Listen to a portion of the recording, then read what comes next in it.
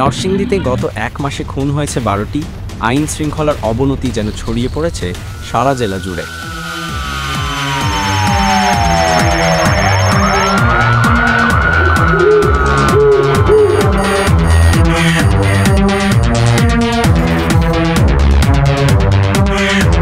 আমাদের সমাজে প্রতিনিয়তই ঘটে থাকে নানা অনিয়ম, অন্যায় ও অপকর্মের ঘটনা।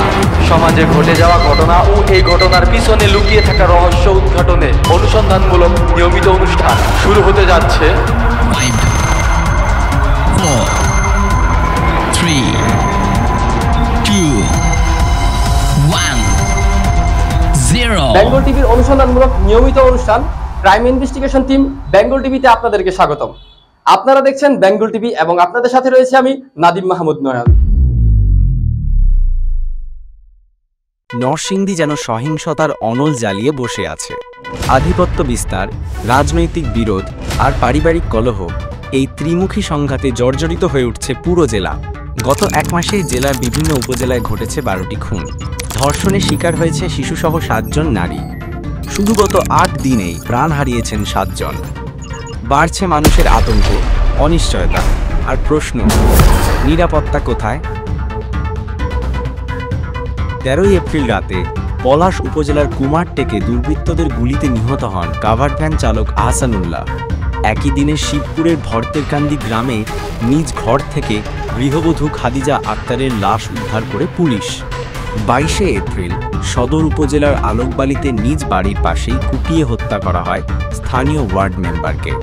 এর আগে 19 এপ্রিল ঝুলন্ত অবস্থায় রাজু মিয়া এবং 18 এপ্রিল গলায় ওড়না পেঁচানো অবস্থায় মানছুরা বেগমের মরদেহ উদ্ধার করে পুলিশ। 2 মে পলাশের জয়নগর গ্রামে পুকুরে ভেসে ওঠে স্কুল ছাত্র হাবিব মিয়ার নিথর দেহ। আর রায়পুরায় আহত এসএসসি পরীক্ষার্থী রাজন শিকদার সেই দিনই ঢাকায় মৃত্যুবরণ করেন। 6 মে রায়পুরার নজরপুরে আধিপত্য বিস্তারকে কেন্দ্র করে সংঘর্ষে সাইফুল ইসলামকে গুলি করে ও রক কেটে নৃশংসভাবে হত্যা করা হয়। একই ঘটনায় আহত হন যুবক রাহাত। পরদিন 7 মে অপহরণের পর মুক্তিপণ না পেয়ে শুভ মোল্লাকে হত্যা করে ফেলে রেখে যায় অপহরণকারীরা। করিমপুরে একই দিনে তুচ্ছ ঘটনার জেরে প্রাণ হারান মোস্তফা মিয়া। 10 মে খিলপাড়ায় ছুরিকাঘাতে হত্যা করা হয় দিনমজুর ইসমাইল হোসেনকে। সর্বশেষ 11 মে ভেলানগর থেকে শহীদুল ইসলাম সাকিবের ঝুলন্ত মরদেহ উদ্ধার করে পুলিশ। হত্যা, ধর্ষণ কিংবা হামলা নরসিংদীতে যেন প্রতিদিনই নতুন এক দুঃসংবাদ বয়ে আনছে। আইন শৃঙ্খলার অবনতি যেন ছড়িয়ে পড়েছে সমাজের রন্ধ্রে রন্ধ্রে। গত এক মাসে সাংবাদিক সহ অন্তত 15 জন আহত হয়েছেন বিভিন্ন হামলায়। 9 মে রাতে দেশ টেলিভিশনের সাংবাদিক আকরাম হোসেন ও তার পরিবার হামলার শিকার হন মহাসড়কের পাশে একটি সিএনজি স্টেশনে। 8 মে মুক্তিযোদ্ধা তালিকা সংক্রান্ত একটি বিরোধে কুপিয়ে জখম করা হয় কিশোর মিনহাজুর রহমান শ্রাবণকে। অপরাধের তালিকায় ধর্ষণও পিছিয়ে নেই। 6 এপ্রিল খানাবাড়িতে ধর্ষণের শিকার হয় এক শিশু। 8 এপ্রিল বন্ধুর নির্মম লালসার শিকার হয় 2 স্কুল ছাত্রী।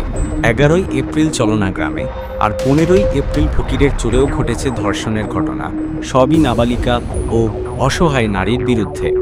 এই অস্থির পরিস্থিতি প্রসঙ্গে জানতে চাইলে নরসিংদীর অতিরিক্ত পুলিশ সুপার সুজন চন্দ্র সরকার জানান, প্রতিটি ঘটনায় তদন্তাধীন এবং পুলিশ দায়ীদের গ্রেপ্তারে তৎপর।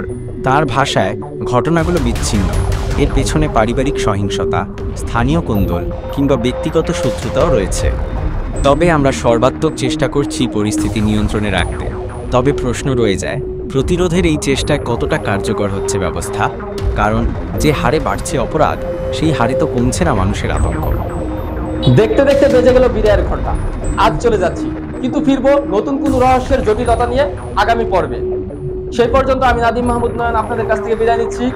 দেখা হবে নতুন কোনো পর্বে নতুন কোনো রহস্যের জটিলতা নিয়ে। সেই পর্যন্ত আমাদের বেঙ্গল টিভির ইউটিউব চ্যানেলটি সাবস্ক্রাইব করুন এবং ফেসবুক পেজটি ফলো করুন।